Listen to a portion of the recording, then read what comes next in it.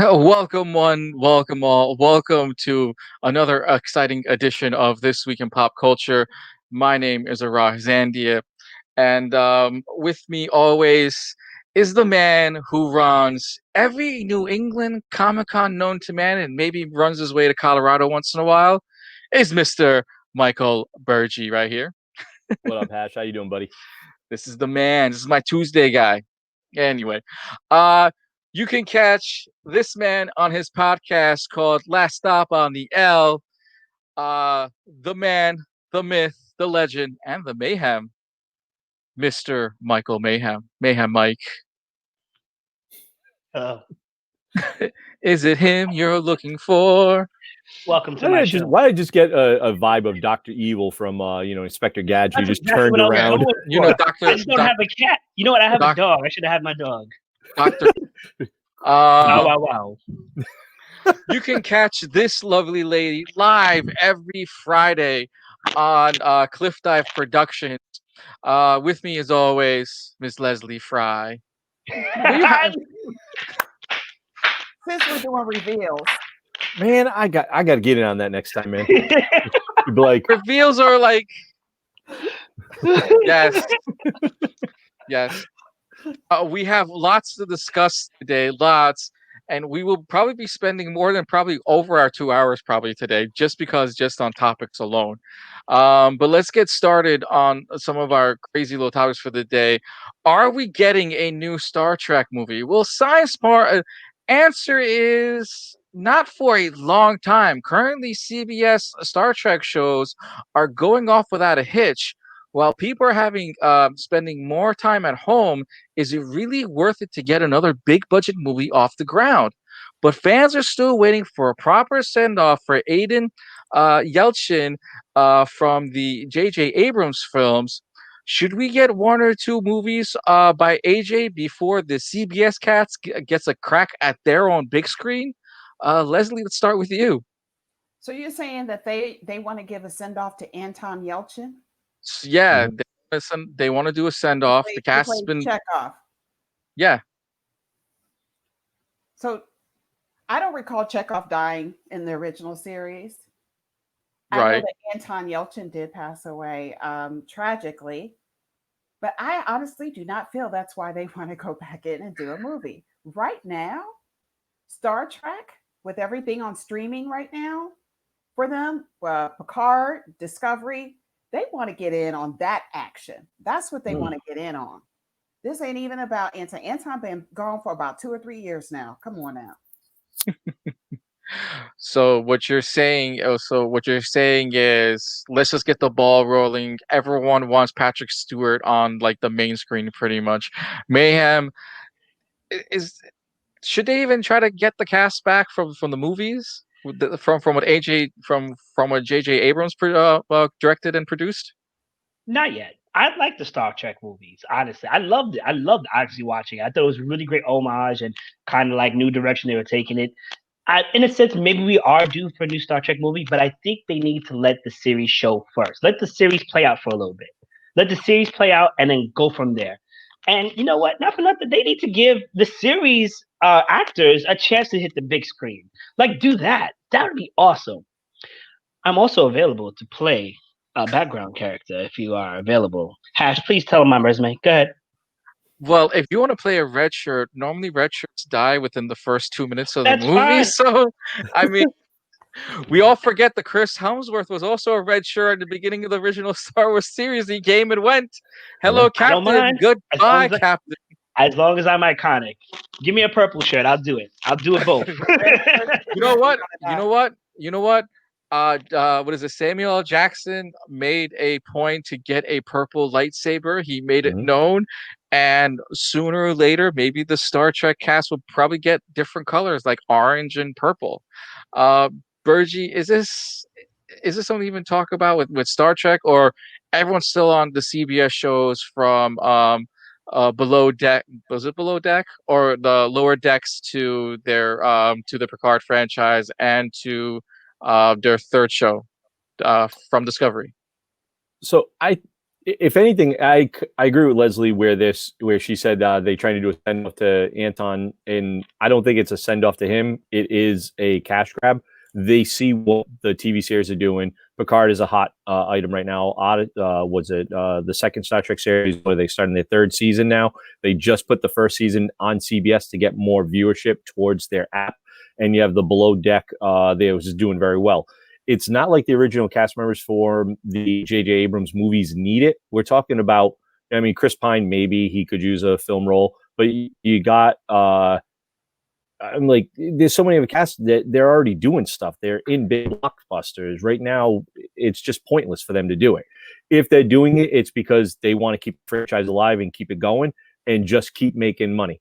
Zoe Saldana does not need a paycheck. Neither does Zachary Quinto. They are doing phenomenal in their own stuff in their respect. So it's not like they need that. It's Chris Pine, maybe, the Choi guy.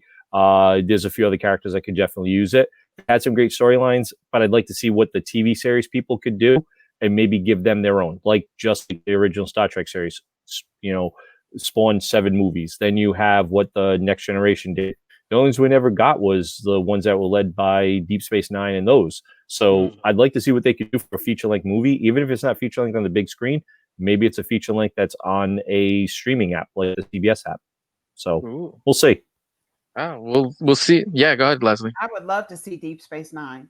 Right. Especially now because it's so relevant. A black captain, his whole storyline. I would love to see that as a movie. And well, that's one.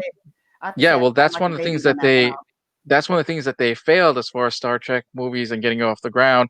It would have been a great lead to finally see, especially from Deep Space Nine, having a black captain, and that would have changed a lot of dynamics. But it looks like was it Paramount Pictures dropped the ball on that one many years ago. Hopefully, sooner down the line, they can play catch up and finally introduce, or maybe do a Deep Space Nine, a one-off movie, or maybe continue the series. I would love that. I would also like to be cast in that, even if I'm cast as Cisco's desk in his war room. So I will play a part in that. Fair enough. Well, pretty much Marvel and Star Wars are creating original content. Disney surprised much of Hollywood Monday afternoon when they announced a massive corporate reconstruction effort that will set and unify all facets of entertainment business under one roof. As one of the chief executives says, they are focusing more on the company's streaming platform as uncertainty continues with the spread of the coronavirus that is threatening movie theaters around the world. It has been confirmed some time ago, but studios would be developing shows that would have likely be going to the theater, focusing more like shows similar to Mandalorian and WandaVision that are directed for the Disney Plus app. With small budget films that have about a 90-minute to a 2-hour time limit for service, could you guys all see this new version of online streaming, new content, new storyline that you can see happening on the Disney Plus and continuing via Marvel and Star Wars? Leslie, let's start with you. Yes. Am I not watching it now? Wait a minute. Am I not watching it now? I'm watching it now. Right. Obviously, this is very successful for them. So this should be ongoing. You have a captive audience right now that is hungry for this kind of content. So they have to think of ways to really engage this audience. But just the name alone, Marvel, Disney, I mean, come on now. This is a done data. I don't even know why we're having this issue here. This is what they need to do. Obviously, this is what they need. Create that content, and I will consume it. We'll consume it. So what you're saying is build it, and we will all come regardless. It could be the worst storyline ever. Mayhem. Besides WandaVision and Mandalorian, what would you like to see Marvel and Star Wars continue developing?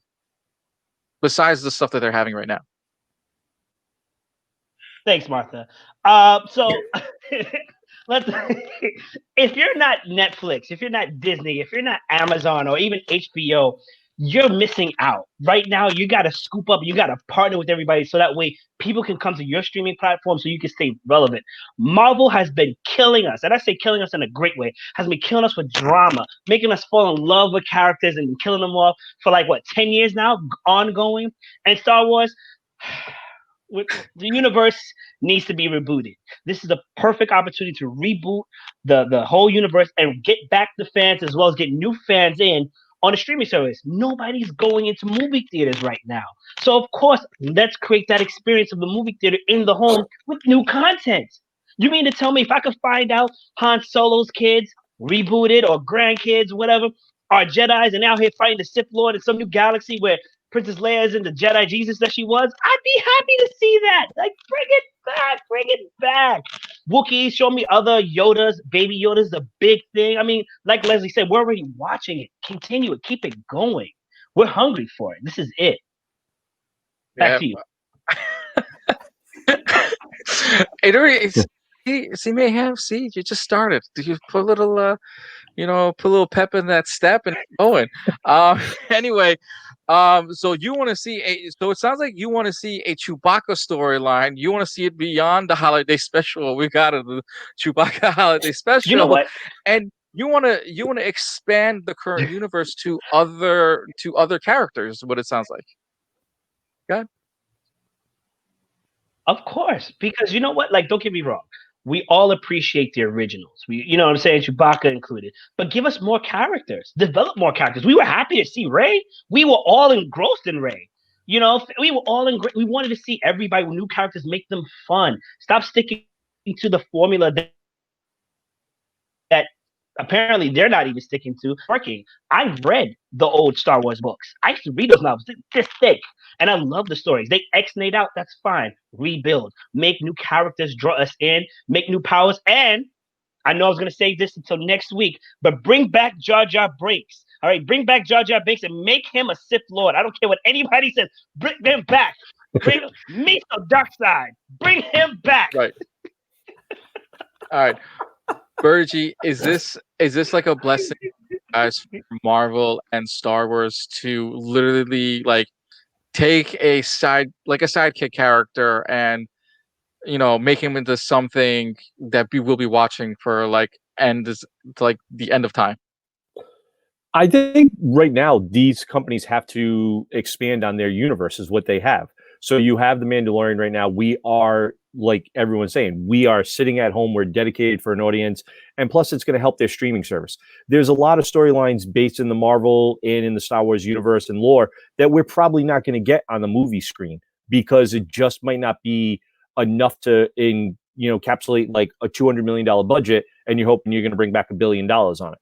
But maybe some of these storylines could be built for like 20 mil over 3 or 4 seasons, and that would help them bring back more that's going to be in the streaming service, more subscriptions, and based on future stuff.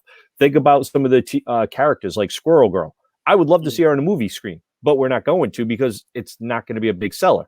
But you put that as a TV series, maybe it's a 1 season, 8 episode, that could definitely do well, and that could lead into other series. Iron Lad. You have other ones that could be done that would definitely do it. I would love to see that and like maybe expand on more of the Mandalorian lore.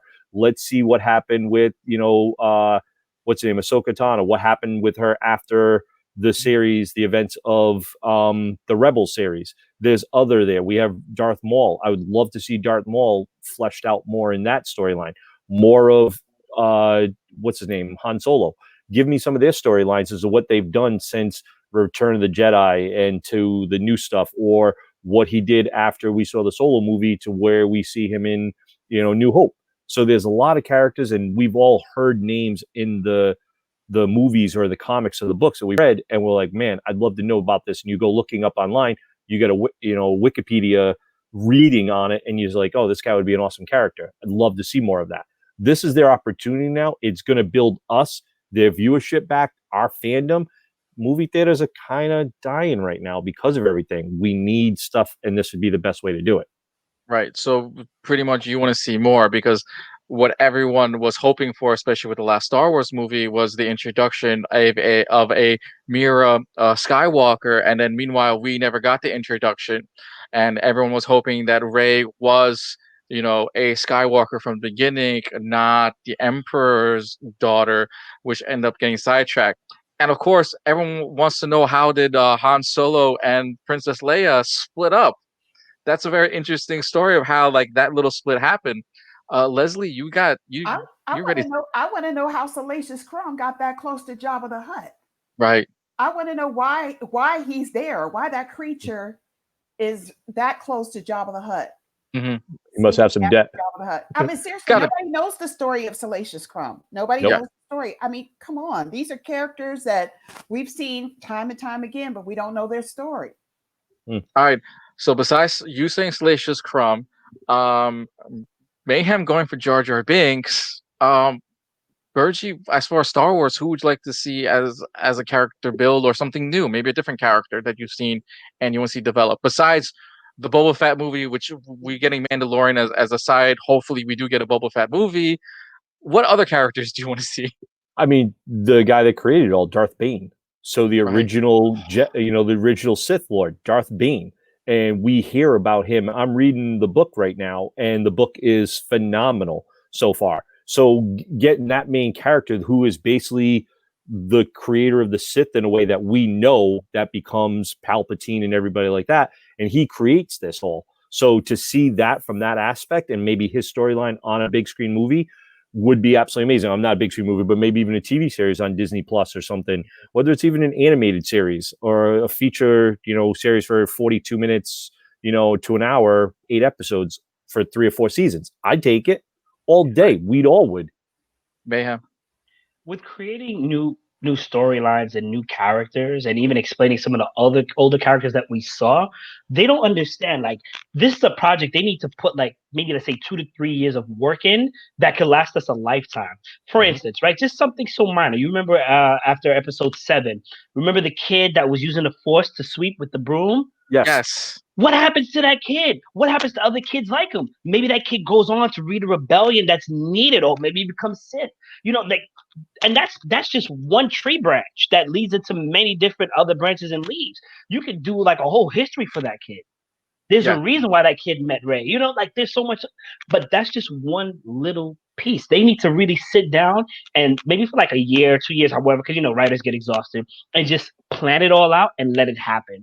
And I swear to you, Star Wars will be one of the biggest franchises of our lifetime, because not only will older fans get back into it to see what was explained for older characters and me stuff, because the story so far, especially in the Mandalorian, has been great. But then we're getting new, greater story elements to it that's going to get our kids and our kids into it. It's going to be like, you know what? Disney won. Disney It's won. it seems like what you're saying is the small street, like the small screen, seems to be working for all of us, and we're getting more invested in the Star Wars franchise, Yes. especially us with getting character development. Yes. Which you're saying right there, the Mandalorian, as Bergy's going to be crazy for. How does the dark saber end up in the guy's hand? And Oh, with God, yes. characters coming back from the cartoon series, where's it all lead up? And then and everyone's saying we'll take the prequel for the prequel to the prequel to the prequel to the very beginning of Star Wars, and we'll take 6 episodes or 8 episodes just to give us a quick story, whether it be 45 minutes or an hour long. Leslie first, and then we'll finish with Mike. Well, that's the beauty of a series, is that we get to go in depth on these characters. In a movie theater, you only get 2 hours of that. Yep. Very small content. That's it. But having a series and getting to know why a character is what the character is, what makes that character tick. That's what people really love, and that's what makes people fall in love with a character. Mhm. That's what makes people. One of the things that I love about the Mandalorian also is that it reminds me of the old school cliffhangers that we used to watch a long time ago. People are waiting for that content. We're dying Right. for that content. It is it's their world right now. It is their onion right now. They could go in there, seriously. They could go Peeling in there and every peel that layer. onion. Yep. They could go in there and just create. They would definitely, like you said, Mike, they would win. Yeah. That would be it. Bergy finish us off. You got fans. Just bring them. Just bring them in. And that's the other thing. Like, it's to just go back what Mayhem said, where that little kid in the 7th movie, where he went like this and he pulled the broom to him, and we all sat there. I remember sitting there. I went, the kid's force sensitive. Like, I was blown away, but I'm like, all right, so this kid knows about the force, obviously, but he's got to hide it because he's worried about his family, maybe the retribution. Plus, we always think about what other, like Mike said, like, what if this kid does lead a rebellion that could help free a star system or do something? Now, what about also some of the other Jedi that we've come to see on the Jedi Council? You know, Kit Fisto, you've got all these guys that we don't know anything about their background stories unless you're an avid reader and you read the books and you go hunting for it, or you're looking up like the comics or something. What about Lord Tyrannus? How did he become where he was? How did he turn from a Jedi to the Sith? What about Ventress, who happened to be a key character in the cartoon series that was always against, you know, Obi-Wan and, you know, Anakin? Like, I'd love to see that storylines and those fleshed out more in the world. It would be amazing to see Ventress versus Aura Singh, who was a bounty hunter who was also force sensitive on that. Imagine seeing the two of them going at each other. We saw The Boys at the end where the 3 girls beat we were going nuts for that. You give me that with lightsabers? Yes. I'm sitting down with popcorn just like, this is the best thing ever. Besides having Disney Plus, they also have the video games as well too, to expand their universe. So only time will tell what storylines that they will create. And guess what? We're all buying it anyway. All right, Mayhem, we'll give you the last word on it. Come on. I'm just saying, this is big, but this is so small to what they can do, right? We've been talking about Star Wars. Imagine if Marvel creates a line of comics in which some of their superheroes cross over into the different universes. It's possible. Marvel, are you ready to hire me yet? Are you ready? Can you come here? Come here. Can you hire more storylines? Come here. Yes. No, come back. Bring the camera back. No, come here. Imagine a universe in which some of the Marvel futuristic heroes goes into Star Wars for whatever reason. Maybe they're not, maybe they're just regular humans, whatever. But something, you could create a universe like this, and we will eat it up. Give us a great story. We will eat it up. Remember, that galaxy is in a far away, and especially with the Disney line happening right now, it's only a matter of time. Look, Hasbro's are doing it with G.I. Joe and Transformers. Why isn't Disney taking that one-time chance to maybe have 1 or 2 characters that kind of go from one galaxy to Star Wars? It can work. I'm telling you. And you don't even need to do a major character from either or. Kind of like a one-off character or something like that. You get like a bounty hunter that looks like one of the bounty hunters, and you get one of these space style superheroes. Yes. Well, like, there's already 3 teams or 3 groups to go for. 3 groups to go for, and that is the X-Men series where they go off into space. You have Guardians of the Galaxy, and you even have Captain Marvel who travels the galaxy. It's only a matter of time that we get something out of these 3 groups. It only takes time. But in the meanwhile, something that happened last week that actually we kept talking about and it came true. Mayhem and I were just laughing about it. Last week we spoke about movie theaters and their struggle with more and more movie theater releasing digital and part of an online streaming service. Nevertheless, the theaters are having problems. On Tuesday, AMC revealed that it could run out of cash by the end of 2020, potentially early 2021. Currently, theaters are opening the doors to the public, and I saw one theater place an ad for you to personally use the theater to watch any movie you'd like or to bring in your system and have a gaming party. Are you guys heading to the movie theater to rent it out anytime soon? Leslie, let's start with you because we talked about this last week. It was kind of like a blessing. The following day, we saw ad after ad after ad after ad of movie theaters wanting to be rented out for conferences to gaming to personal stuff. How do you feel about this now? We are giving up too much information here. Right. We are, and we are not getting paid for it. Right, we're not. We are really we're getting shafted. Right. Is this bugged? Are we bugged? Yeah, we seriously. I mean, honestly, that is just the practical thing to do. Rent it out. People love this. Right now, people are dying to enjoy themselves. And if you have a group of people that you know are safe, COVID free. Have your own little party, a teenager graduating, celebrating a birthday, a milestone birthday, and stuff like that. Go there, watch one of your favorite movies. Heck, rent the whole, Star Wars franchise and watch it. I mean, come on, that it's a no brainer. It's a no brainer, and this is what they should have been doing the minute that COVID hit. Instead of trying to get people in there and figuring out how they were going to fill the seats, they need to figure out a way how they could bring in money if they couldn't fill the seats. I just don't know if they woke up one day and just decided it at the last minute. I don't know, but they should have been doing this a long time ago. No, what happened is they watched last week's show, heard it. Someone from AMC or someone in Regal says, "You know what? We'll start renting it like we normally do." And while Mayhem's sitting there going, "Yep, we told you so." Yes.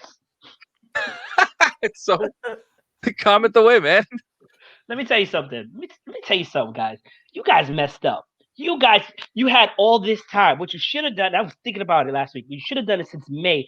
Put out a soft hit in all the popular cities where you have the most movie theaters. You needed to reach out to your subscribers and be like, "Hey, listen, would you guys feel about renting a movie theater? We'll have equipment, COVID safe equipment. We'll check you in at the door, blah, blah, blah. And in the meantime, we're going to launch this app in which you can watch some of the new movies that you were waiting to see that you can't necessarily go to the movie theater from your home. And instead of it being, oh, I don't know, $20, it'll be $10. And subscribers will get $5. And then da-da-da-da-da. We could have given you so much incentives. You waited too long. Now you're playing catch up. And you know what? The worst part is you're playing catch up to the big four streaming services. Okay? Mm-hmm. You got HBO, Netflix, Disney. And what's the other one? Amazon. Come on. You had all this time. You could have been ahead of the game and just like really getting people in. And on top of that, you still messed up with the outside movie theaters. Why weren't you pushing people to do more outside movie theaters? Why weren't you expanding lots? Good luck. Good luck to you. May the force be with you on this one. I agree. Dark side. I agree with Mayhem where movie theaters failed at doing an outside theater. When you saw local neighborhoods go and rent out or buy these $200 makeshift blow up theaters and just start having having parking lot parties. Mm-hmm. We watched this time and time again, and the theater's going, well, we don't have this, we don't have that. Well, guess what? How did some local Joe, we'll say local Joe, do it out of nowhere? And we watched this over and over again till I will say this. The movie theater by me in Brooklyn started doing outside movie screenings, but I haven't heard of any other theater doing this. Bergy, are you renting the theater for gaming, streaming, or whatnot, or I'd be down with it. It depends on the cost, as long as it's not they're trying to recoup 1 month's rent on me trying to rent out a movie theater for 3 or 4 hours. I would love to do it. Plus, I think it would be actually something kind of cool. Like you could do some of these things where you have like a family birthday party and you rent out a movie or do something. Heck, what about an engagement party? You having somebody that's doing an engagement, make something, put it on the big screen, get the family involved in it. Maybe the bride-to-be doesn't know. You could do like a surprise thing. We see all the videos and people doing this. You could do like even classrooms like from this or something. Maybe it's distance learning for college or something. They could have done some different creative things to earn some, money and revenue for it.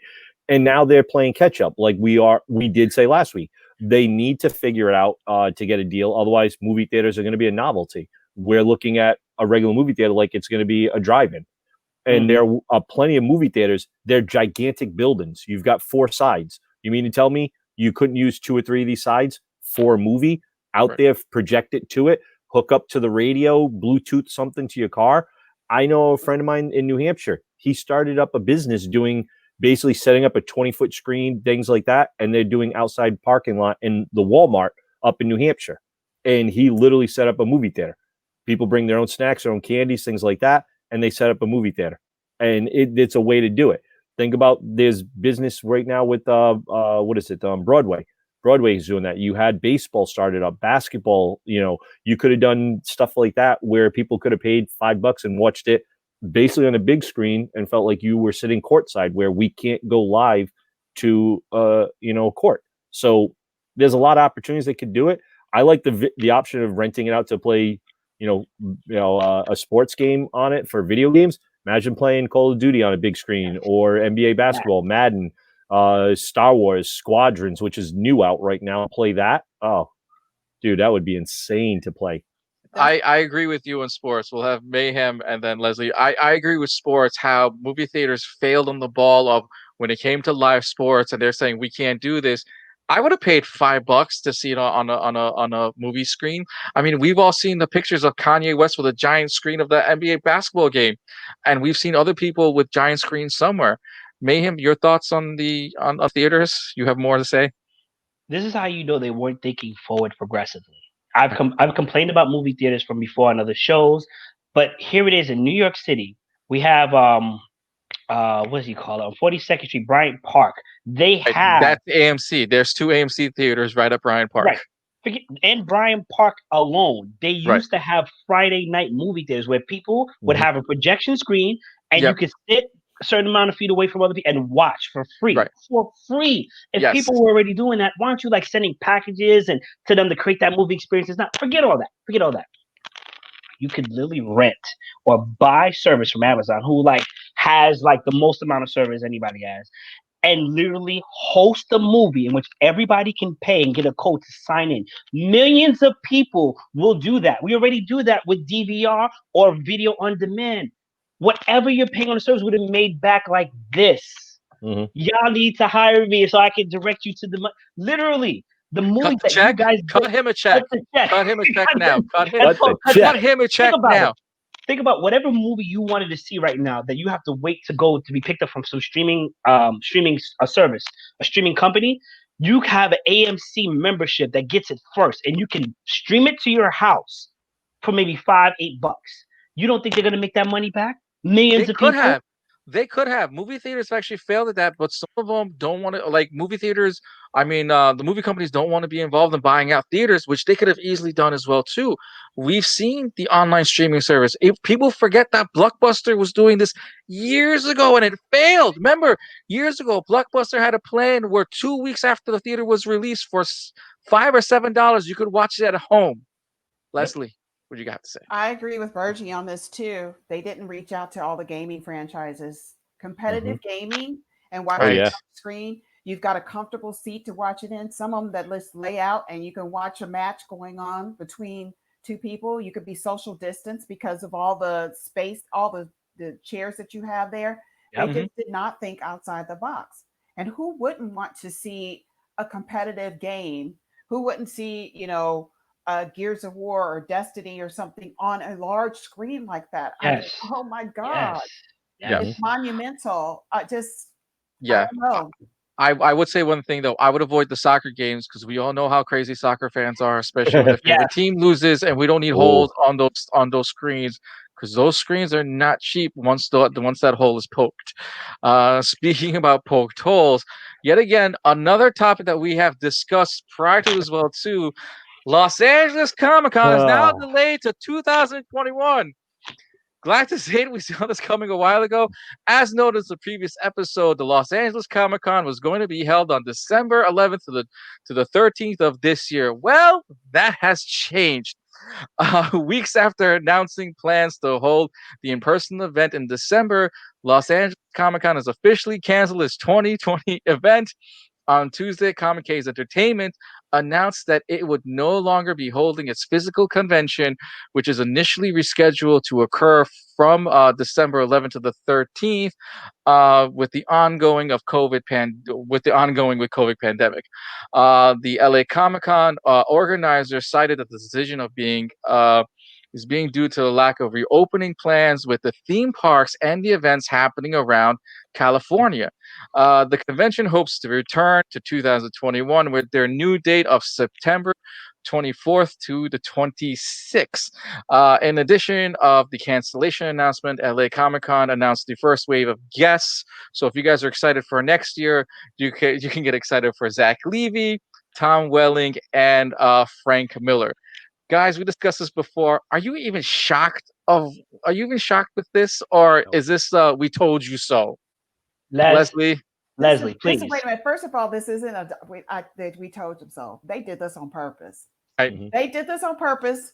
They knew that people were going to go and buy a ticket, And whoever those little son of guns are that got that ticket in advance, Oh, you can say suckers. smart That's the same thing. Sucker. Yeah. suckers. Well, no, they're Yeah. no suckers. They're smart because you know how hard it is to get a ticket Yeah. for that con. It's No. LA Comic Con is easier than San Diego. Okay, Oh, yeah. well, either way, they already have their ticket. They don't have to fight for it. And I suspect because people are going to be so eager to go out and go to a con that con is going to sell out. Yeah. Because people are going, because San Diego Con, forget about that. That's the same as New York Comic Con. Forget about that too. When you got to sit there and try to get a ticket, in front of your computer all day. Camp out for Hall H. We don't have to camp out for Hall H anymore. Yeah, exactly. We can't do that anymore. But I'm saying they did this specifically. They knew that this was going to happen. They brought in that money. Most people are not going to ask for a refund because they already have their ticket. So they've got to pay off a few people. Maybe they paid off something that they needed to pay off with that ticket price or whatever. They said there was like 70% of the tickets have been sold. 70%. That's a large number considering what we're living in today. And you got people that do not have jobs right now, but 70% of those tickets were sold. Yeah, that says a lot. They recouped a good percentage of that money, and I doubt very seriously that they're going to be refunding anything. Yeah. Mayhem. Let me tell you something. When I said your name earlier, it's because I wanted you to bring the truth. Okay, I wanted you, and you did. Okay, thank you. It was a good service. Let me tell you about these guys. First of all, they're messing up. All right, they're relying on their name alone, and the only way I really hope we finish with COVID. I really hope people who are currently sick get the help that they need, and definitely get the cure or the vaccine that we need, so that way we can move past this or whatever.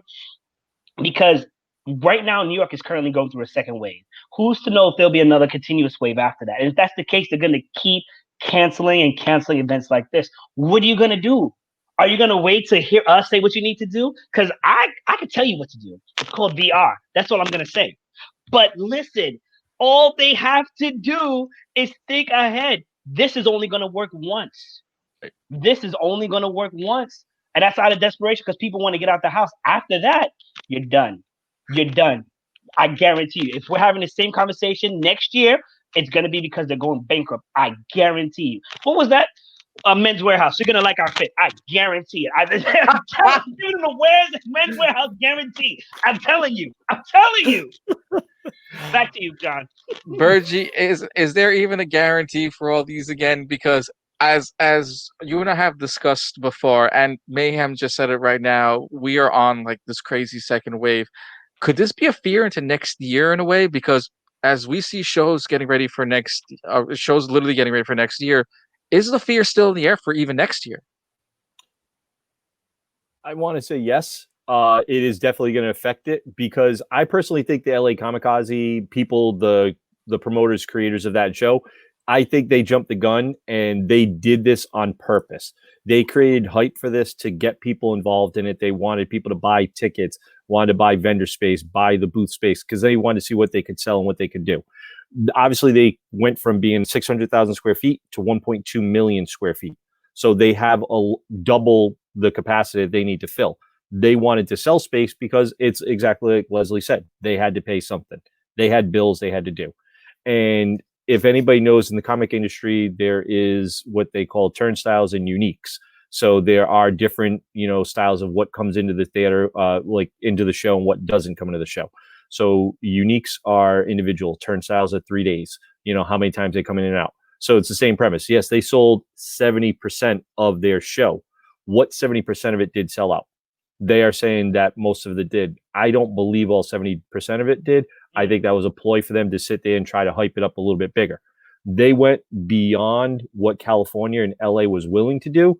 If you can't get anybody to go to a Dodgers game or go to a Lakers, or they had to move basketball to a bubble in Florida, why did you think they were going to allow people to go into a convention?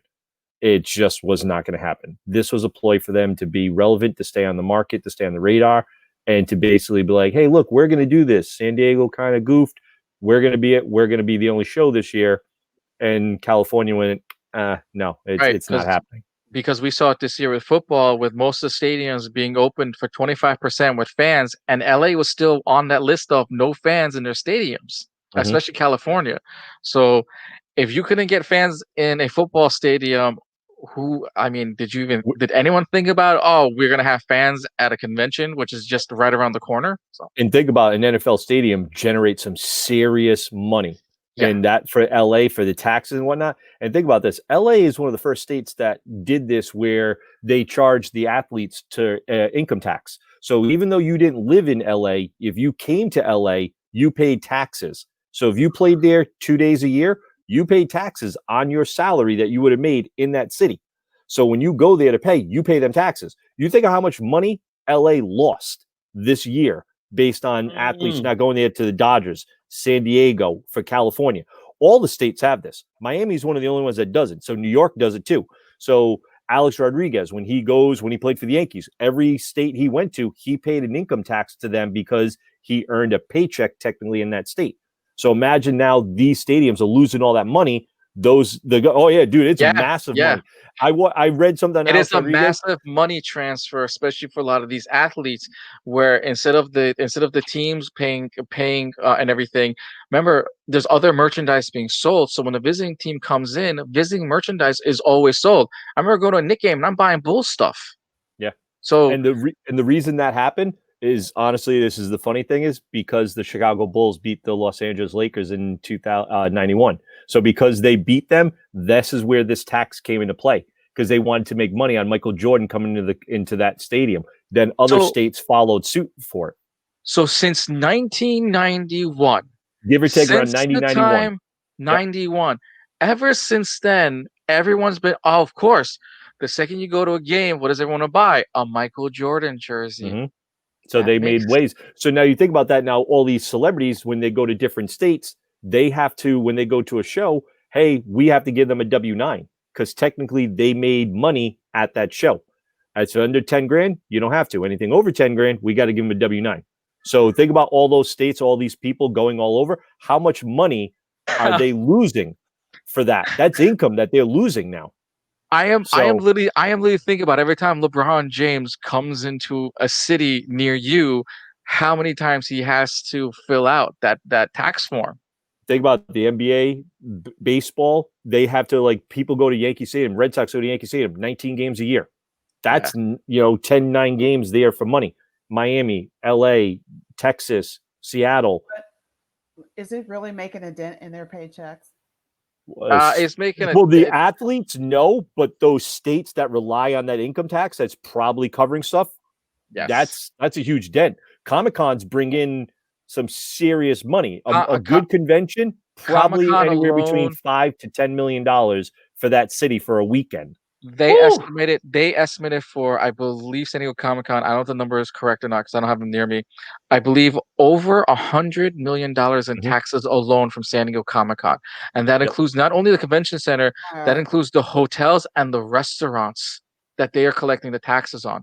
These conventions rely on, these buildings or states rely on conventions, not just new Comic-Con, but also like the wine and cheese events, to beer, to barbecue sauce, hot sauce events, anything that happens to use a convention, a forum for, they're losing a lot of tax dollars. Does anybody follow NCAA, March Madness?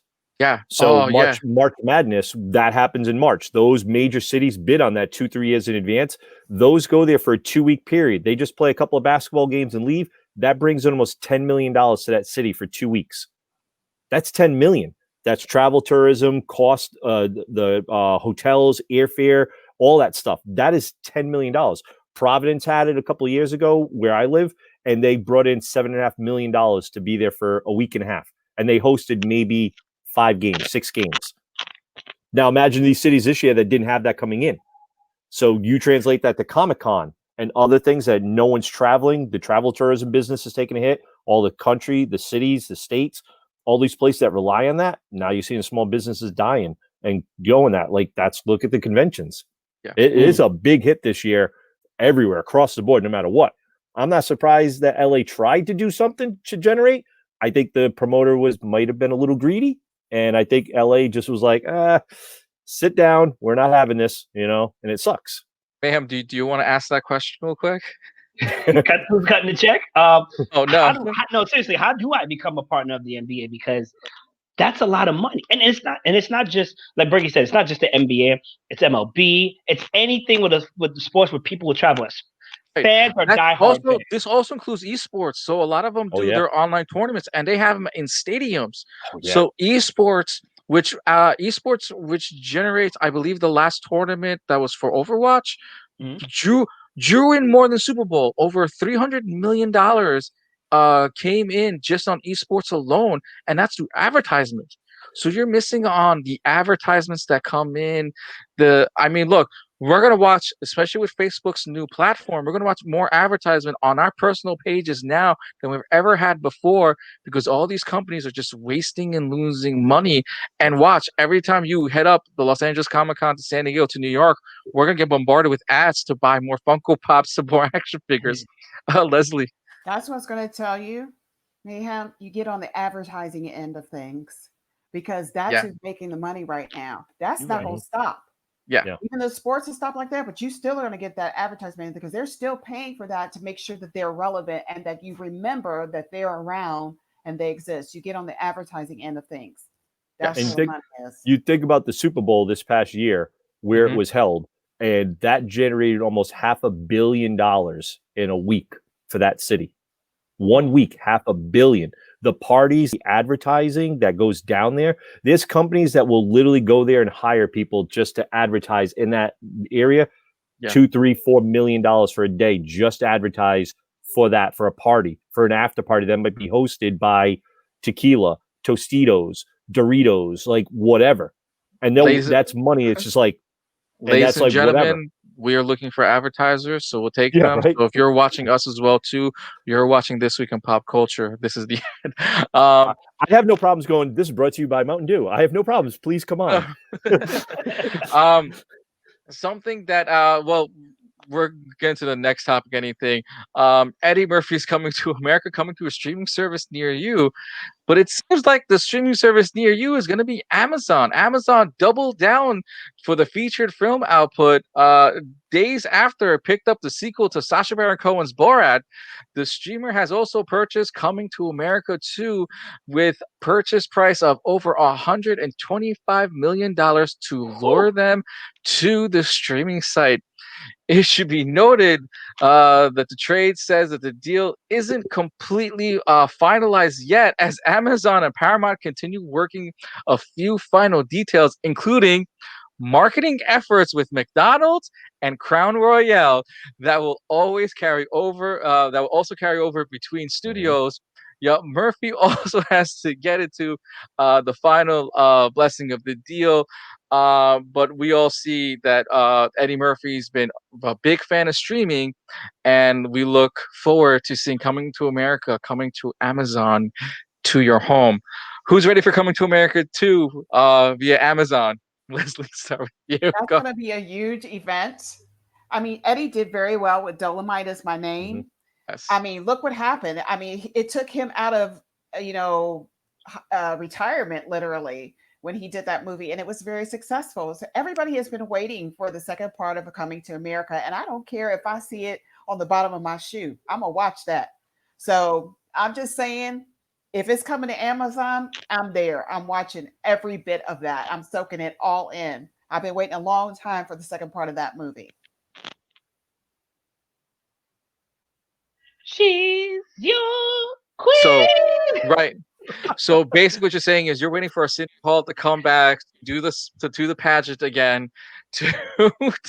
I don't care if it's in a big movie theater.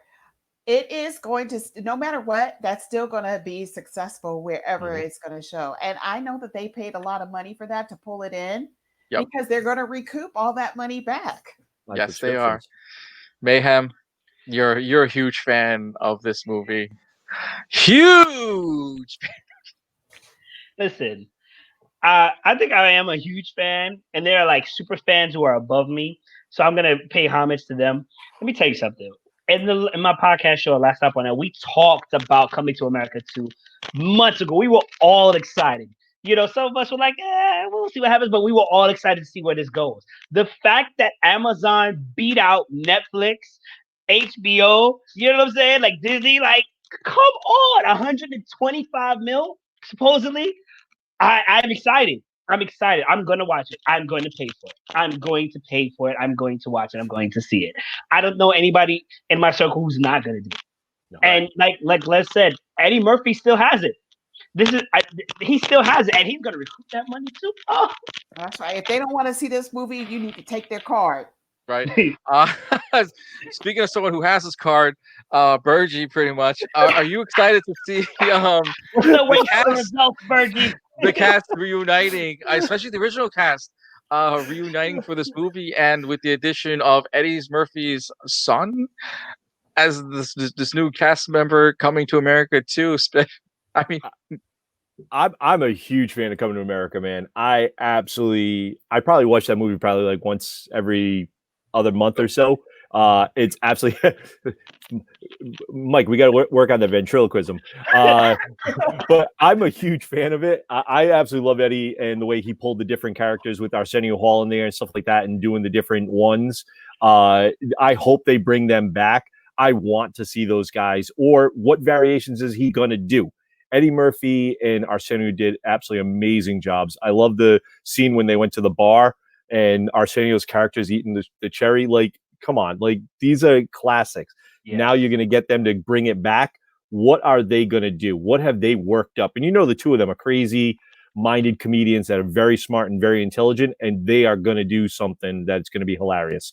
So I'm looking forward to that. I'm not surprised that Amazon paid the $125 million, because you got to figure it's not a big budget blockbuster special effects. So the cost on that to make the movie had to have been pretty low, less than maybe 50, 60 million. So they paid maybe double it. They're going to make their money back, I want to say probably 5 times over, just because of subscription services. And those guys are comedic geniuses. It's going to draw crowds in. That's going to lead to other movies. We are going to see other stuff from them. Borat is one of those movies that is nuts, and people are going to go see it. Why wouldn't you go see Come to America too? I'm looking forward to it. I want to know the storyline where his kid, is it someone he met while he was in New York? Is it somebody from, his country, and that person left and took the baby and they didn't know? I mean, I'm dying to know. I need to know the storyline. I need to know more about this. It's got me hooked. I'm in. I want to know this, okay, especially with the McDonald's deal that they have as well too. Are we finally going to get McDowell's? As far as the McDonald's deal, for a limited time only, you'll have the McDowell's wrapper, cup, fry case, like that. I mean, I'm in on for it, because look, I watched a friend of mine do this for the shout out to Ruby. 2 years ago, he did a Coming to America. He did a private party at home too, and he made his own version of the wrapper, the fry case, and the cups. And he made McDowell's. He spent the money and made McDowell's. Yep. With the McDonald's deal, are you guys going to be first in line just to get the wrapper and the cup and the fry case if McDonald's does it? Yeah. Reggie says yeah. I would. Yeah. And besides that, are you ready for that? Got that soul glow. You ready for it? That don't apply now. That don't apply now. Right? Actually, whatever would they be doing now? That'd be a good thing to like still apply. You can have your beard activated, your curl beard activated. Yeah. They're gonna be something that they're gonna do. So it'll be interesting to see how McDowell's does in the long run, and how Soul Glow survive Coming to America from the first franchise movie. It'd be interesting to see how both of those franchise products survive the long run. I'm actually looking forward to see what they're going to tie into current stuff, for current events, for like gimmicks and stuff like that. Because Eddie and Arsenio are going to come down and they're going to see something because of their country and today in America. There's going to be something they're going to like look at it like, what is this? Look, if the barbershop guys move from Queens and go to Atlanta and they don't have a Mike Tyson cameo, I'm gonna riot, because one of something, those two barbershop guys, that's exactly what I'm talking about. They talk about when they talk about we can't bring Rocky Marciano back. Yep. Yep. but they always bring up Mike Tyson and Muhammad Ali. Yep. Both Rocky and Muhammad Ali rest in peace. But without having a Mike Tyson cameo, and be like, what you say? Like something. No, Honestly, bring in Cedric the Entertainer because he did the barbershop movie. Have him as that barber guy now and do update it with him, and you have them two guys in it. There's a lot of cast that you could do it. Even bring in like a Queen Latifah. She's doing it here. Ice Cube. And they're sitting there, Ice Cube. Oh God, give me Ice Cube. Like, come on. Gosh. Oh. Those guys well, like the movies iconic. the movie's already filmed and everything. So let's talk about something that just got off the bandwagon and pretty much everyone's looking forward to, because Dexter is coming back for one more season. We'll get to you, Mayhem, in just a bit. But Dexter fans have a lot to get excited about, as it appears that Showtime has ordered a 10-episode for a 9th season. That's interesting news enough, but star Michael C. Hall is also back in the saddle to reprise his role, and the original series executive producer Clyde Phillips is also back as the showrunner. Runner. The revival is slated to start production in the winter, and Showtime is aiming to launch for the fall of 2021. As everyone knows, the show ended in 2013, and it remains to be seen if the revival will change or do anything to reserve the ending that received so much backlash. I know you guys all watched the show. Are you guys ready to see if this continues on from the last season, or we're getting more? Leslie, start with you because Mayhem's got a lot. I mean, Listen. I don't think that they're gonna. I think that they may progress the story a little bit, but I think mostly what they're gonna do is just try to redo that whack ending. So, I mean, there's so much more that they could have done to flesh it out a little bit, and I think that that's what the fans are looking for. Is we want to see a redo of that ending and maybe just a little bit more content, and then a final goodbye to Dexter, because I think that that's probably what they're doing. I'm not saying the death of Dexter, but just a better send off. okay, because as we all saw, especially from the last season, we even saw Dexter sort of bury his sister as well too, which was a very sad moment. Which was a very sad moment, and will she? I don't know how this will go, but Mayhem, what are you kind of looking forward to with Dexter returning? You guys remember how Leslie, my co-host to my right, said how she'd watch this Coming to America on the shoe? Here's my shoe. Here's the shoe I'd watch this show on. Okay? Let me tell you something, okay? Michael C. Hall as Dexter has been phenomenal. Sure, there were seasons that dragged, but they always had a great enemy. Although I will argue the first season is probably the best season. They always had a good story, a great actor parallel him. And I know fans are divided about that ending. I was also divided, and I was unsatisfied until I saw it break it down for me. And it was like, when he used to talk to himself, that was his conscience. He lost all that. So now that's why the silence. Oh my God. So now they're going to give us 10 more seasons to see what happens. So it's not necessarily a second season. 10 more episodes. 10 more episodes, 10 more episodes, so that way we can see what happens. So it's not necessarily another season per se, but it's kind of like a part 2 finale. You mean you get to give us another part 2? And I know they got creative range. I know they got creative range for this. Oh my God. When I saw the teaser trailer, you ever wake up some days and you're not sure where you are because you had that good sleep, and if something happens, you're like, that was a dream. That's what it felt like. It felt like a dream. Michael C. Hall is gonna kill it. Big Literally. shout out to him. I think he also beat was it cancer? I believe he also beat cancer. So I know he's hungry to show people I still got it. I believe it's You know what I'm saying? leukemia. Huh? I think he had leukemia. Leukemia? Am I okay? I think so. I know he was sick, but he was still acting his butt off. I cannot wait. I cannot wait. I cannot wait. Also, I would also like to know how he's handling situations during COVID, like his kill room and COVID. Yes. Oh yes. Yes. Come on. Okay. Oh man, All right. that's probably like the first episode where he goes back and he makes his kill room. Oh my God. Oh, With the Bergy. mask on, everything too. Bergy, your thoughts on Your thoughts on Dexter? What you like to see? What kind? What answers? What questions you have that you want answered in the new season? I mean, I never watched the show fully from back in the day because I didn't have Showtime back then. I'm sorry, I Look, didn't have I had an Showtime. ex-girlfriend that dragged me to watch the show, and I ended up finishing this series after we broke up, and I ended up getting Showtime on my own. So I did watch a few episodes here and there and stuff like that. And from the show, like absolutely creative. The dude was an amazing actor in some of the episodes, and like he played like I seriously think there's something unconnected from ear to ear here because that man played a tapped individual in it. Like he was perfectly fine. Then he went into that killer role and whatnot, and the meticulousness of it. I want to see how they're going to continue that. And I do know at the ending of the last one, because I had friends that are big fans of the show, and they basically told me what happened and to see how he faked his own death and now how he is. Like, I want to know what he did in that time frame from when he faked his own death till now, because we know they're going to touch upon it. He became what I think was a logger or something like that, basically a mountain man. Okay, a lumberjack. Yeah. So what else did he do? If you're a serial killer and instances what he was, you didn't just sit back and just chilling every day like you're going to work 9 to 5 and coming home and eating dinner, watching TV and doing it again. Did that itch happen? Did he almost get caught?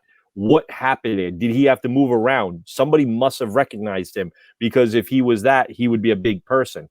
I mean, I'm dying to see what they're going to do with it. And to see a lot of people I know were upset with the ending and the way it went. Let's see how they're going to fix that. If they do this and it fixes it correctly, please, can we go back and redo Sopranos? Because that ending just left me a lot. We can't redo Sopranos. I know. What I've noticed, especially with that final scene and everything, it left it open ended. It made a very big open ending book, which me as a fan, I was okay with, because I wasn't 100% invested in Dexter, but I understood the character on the run. I understood the character going through emotions. I mean, look, you went through the last 2 seasons with the love of his life, including his sister that he took care of, and he promised his father to watch over it, is completely gone. So as far as family morals are concerned, there is none anymore. So in a way, it opens up that little Pandora's box of, I'm not tied to the police, I'm not tied to the girl I love anymore, and my sister's no longer around. What is next? What do I have to live for? Mayhem. 3 grounding anchors that kept them there, now not there anymore.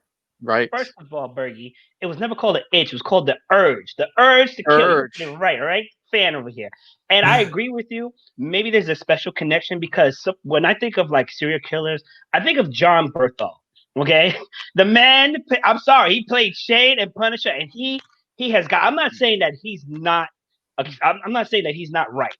I'm just saying his connection with acting is great with these off characters. He's the pinnacle. I think he's better than Michael C. Hall to some extent. Have you seen Shade? Have you seen The Punisher? I mean, yes. I mean, but we'll see. Maybe Michael C. Hall will come in and clear the board. I also want to know what he's been doing for all this time. I have to know, because you're right. The urge didn't go away. What's going on? And the ending for me, I was disappointed because I didn't get it, but it makes sense. His common anchors are gone. When he used to talk to us or himself, he doesn't need that anymore. Now he's like kind of living off of his bestiality, in a sense, his primal mode. His the fight or flight blood. His draw was blood, and there was the most interesting thing about it, where he went after, from his dad's teachings, if you have to be a killer, go after the bad guys, and he loved blood. Remember, he always kept a little sample for every single person and kept the blood sample. So how does he continue? Because remember, the blood samples are gone. His 3 anchors are no longer around. Does he still have his father in his brain telling him stories or telling him to do certain things? There is just so much to go through. Yeah, Mayhem, yeah. There is just so much. And what happened to the boats? Remember, in North Carolina, South Carolina, the body parts, because of the stream, they were finding the pieces in the Carolinas. There's so much going on. I have so many theories. I think they're gonna kill Dexter. I hope they don't, but I think they're gonna kill him. I mean, you have to kill the main guy in order to get closure on the series. But who does it? That doesn't have to happen. What if he has somebody that's going after him now? and maybe a serial killer that's going after him because he was the ultimate serial killer in a way. Like think of a Hannibal Lecter in a way. Now he has a nemesis, and this guy gets him. That would Or make sense. I agree with Leslie. A copycat is born, and Yes. he has to figure out who this copycat is, and it doesn't necessarily have to be in the Miami area. It could be in the California area. He ends up traveling to the West Coast to find refuge and stuff like that. Remember, he's a lumberjack. He made it to the woods, whatever the heck you want to call it to be. Either he's somewhere near the Mississippi River, my theory, because why those streams go downstream, or he makes his way to the West Coast. Who Or knows? or they get John Berthal to go against them. I'm just saying. What is this Good luck, punish John. like? So do you want you want Craven to show up as well too? This is the one time we Sure, want why Jason not? Momoa to Throw show it up in as there. It's Michael Craven. C. Hall as Dexter. I don't think you understand. I don't know who did his brother the first season, but he was also Yes. an amazing actor. He was Yes. also an amazing. Very Before sinister. that, he was in Very 6 Feet sinister. Under. He was very good in that too. I Yes. don't know if you ever saw that show. Speaking will of now. outrage and everything that's happening around us as well too, there's a bigger outrage happening right now, and fans just happen to notice it now. It wasn't until nicekicks.com or the Instagram posted about a sneaker of the new Miles Morales video game. Yes, fans are outraged over the sneaker change. Marvel Spider-Man fans are upset about a tweet to the that Into the Spider-Verse costume. People who have seen the Sony animated feature remember the teen hero swinging around with his signature sneaker, hoodie, and Air One Jordans. But in the upcoming PlayStation 5 title, he's rocking a pair of Adidas Pro models instead of his normal red, white, and black Nike Air Ones. For those unaware, the branding deal between Nike, Jordan brand, and Marvel actually has those. Actually was going on for the past 2 years, but for some reason, the developers are turning to the German heritage brand for their current look. Nike has been, the Jordan brand has been celebrating the release. Nike celebrated the release of Spider-Man Into the Spider-Verse with a re-release of the Jordan OGs, which is the white, red, and black. If I remember, the Chicago Bulls logo that was banned by David Stern when Jordan first was introduced. Matching the pair seemed to fit the film, and fans are outraged to see the change turn to a pair of Adidas. Leslie, let's start with you. Do you care that they switch the sneaker, or is this a deal gone wrong and Sony has a deal with Adidas now? What do you think? Where does Miles live? Well, he lives in Brooklyn. Okay. Yeah, that answers the question right there. Therein lies answers the question. Right. The thing is that it doesn't matter what kind of shoes he wears. I mean, the boy's got to change his shoes. If I was his mama, he would have to change his shoes. So who cares? This is so ridiculous to be going back and beefing over this nonsense. This is the kind of stuff that gets people killed out in the yard. Come on now. This is ridiculous. I mean, New Yorker, he can wear Adidas. Right. That's what I'm saying. Adidas is just a staple here in New York. Get over it. Anybody living in the Midwest or in the East Coast, South Coast, or the West Coast. Right. With especially Spider-Man going with a new school approach. I mean, everyone who's basically into old school music saw that Adidas was also the brand also for Brooklyn at some point in time too. If especially you were a bebopper or a hip hop person. Yeah. Mayhem. Does this affect the Spider-Man brand, or is this Sony? Because remember, this is a Sony deal, not a Marvel deal. Marvel has a deal with Nike. This is Sony's deal with Adidas. That says it all. This is Sony's deal. First of all, Right. As a New Yorker, you either wear Nikes, Adidas, or whatever you can afford. Timberlands. Like that, right? Timberlands. You guys saw Vampires in the Bronx? Yes. Right. Yeah. Yes. So I agree. You got to change your shoes. You got to change everything. For Miles, I mean, let's be real. are you going to be really wearing classic OGs as you go to fight crime? You're going to preserve those generally from a sneakerhead perspective. That's one. Two, let's look at the Spider-Man game that came out on PS4. Was Miles, when he got introduced to Peter, wearing the same sneakers? Are you trying to make a continuity thing? If not, it doesn't matter. Adidas wants their shine, and they're going to pay their money, no matter what direction they're taking this money in. It's a shoe. It's a sneaker. It doesn't matter. We have a black and Hispanic Spider-Man. Right. That makes Spider-Verse. sense. That should be the focus. Honestly, that should be the focus. Because you know what? What did Peter Parker wear? Nothing. Oh, okay. I thought we Okay. remember. Everybody remembers his glasses. Does anybody know that his best was Well, his best no, Forever because 21? everyone saw him wearing a pair of tennis sneakers, as they like to label it from back in the day. There was a pair of tennis sneakers. But someone who actually knows a little bit more about this, remember, Transformers went through the same branding problem as well too. When they first started, Bumblebee changed from being a Volkswagen Beetle to a Camaro, and we all jumped jumped up literally Michael Bay's rear end just for the sake of we'll let That's Bergy. We all. That's We Right. all. Listen, we I talking didn't jump No, with how is that? Michael Bay for How is that. that different? That is the same exact thing. We No. all grew up watching Bumblebee as a cartoon. When it came to live action movie, they changed it from a Beetle to a Camaro due But to a that's deal. different. Yes. That's That different. is, Well, okay, due to a deal, yes, but that's different. I can see the outrage behind that, but the change of a shoe is just ridiculous. I Can I mean, just look, say, I didn't care. can we let Bergy finish didn't before care. you can go? You know, yeah, So- let I Bergy. didn't care. I didn't Right. care because they had Peter Parker having shooting webs out of his forearm. Okay, which Right. makes sense to me. I didn't care as long as it made a great movie. Now, was Transformers a good movie, or was it here's a brand we want you to look at, Yeah. kind of like Superman? Remember, man? Here's Sears, here's Macy's, here's Coca-Cola, here's everything you know. Come on, just focus on the story. I'm sorry, Bergie. Enjoy your shot. No, it's Go ahead, okay. Bergy. So, all right. So we look at Miles Morales. He is technically the first Black Latino, Spider-Man in a way, right? So we watched Into the Spider-Verse. What did they showcase? He had the Air Jordans, the OG, right?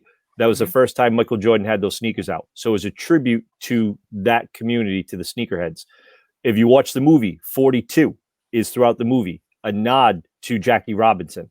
So it's a nod to him. So they were seeing the cultural, importance of these key characters in different, genres, basketball, sports, hip hop, stuff like that. So now Run DMC came on a song. Everybody remembers it? My Adidas. Right. Right? So now we have that. So now he is going with My Adidas. If we all know that back in the day, My Adidas and Converse were the number one sneakers worn by all NBA players going back to the 60s. So you're looking at that, and there was basketball players, Charles Barkley, Converse. You had My Adidas run by Patrick Ewing for the Knicks and stuff like that. So you have all these guys that wore that. So now why would you not think in a Black community where he lives, My Adidas sneakers would not be popular? And now we're doing that, and we care about in a video game versus a cartoon series. The man wore Adidas versus that. I don't care. I love the nod to the culture of Adidas to Jordans. What else are they going to give us a nod to? Like, I think that's great. I mean, see his hair? Complaining. Did you see his hair? He's got waves. Wait, Yes. who is complaining? That's who I want to know. What is the demographic?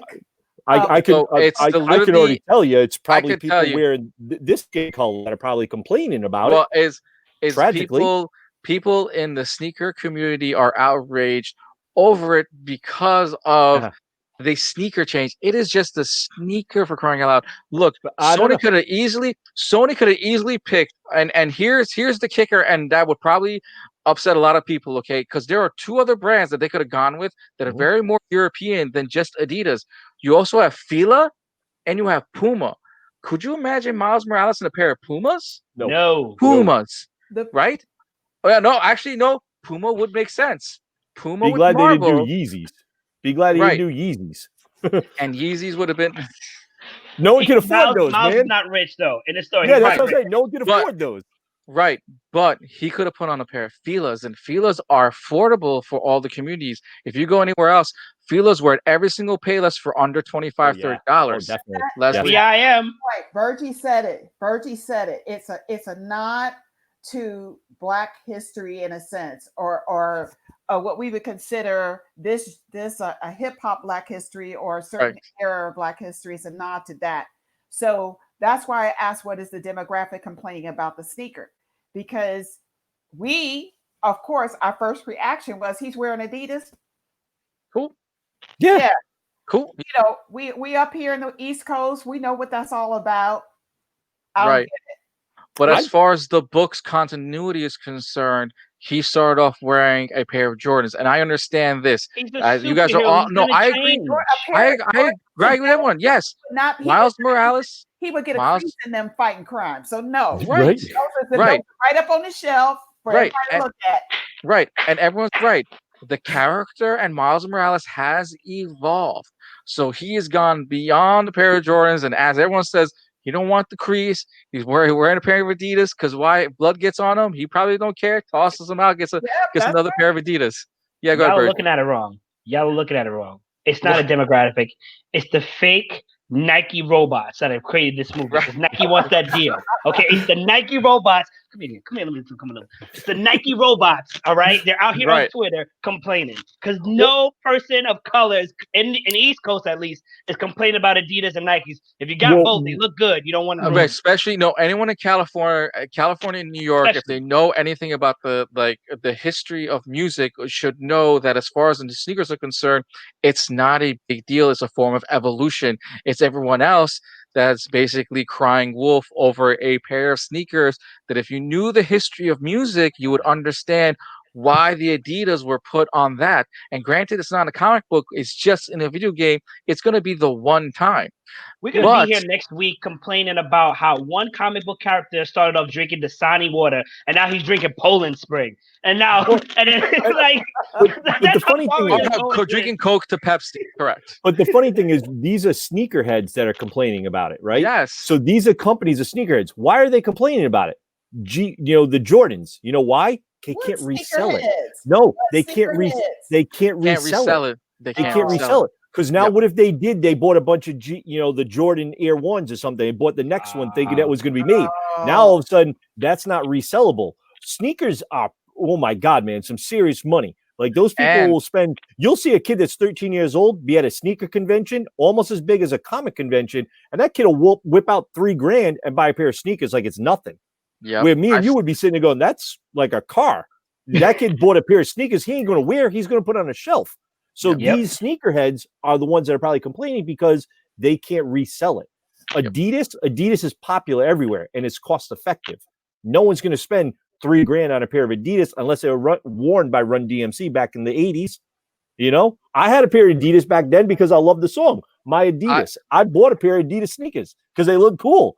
I told you I got my card. I got my card. But So and also the I issue will right say there. this.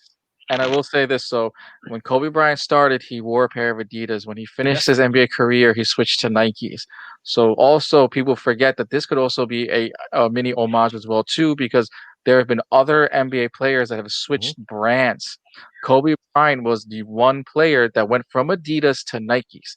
So while everyone's complaining about Jordans, look at the history of sneakers. Who has worn them?